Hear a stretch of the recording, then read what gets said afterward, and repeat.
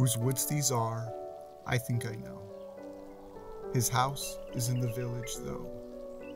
He will not see me stopping here to watch his woods fill up with snow.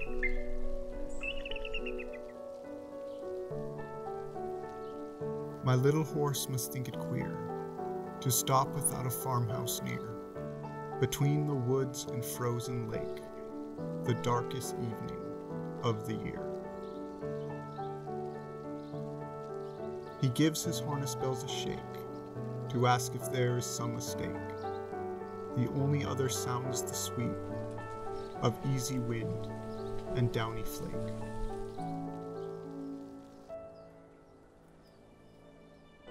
The woods are lovely, dark and deep, but I have promises to keep, and miles to go before I sleep, and miles to go before I sleep.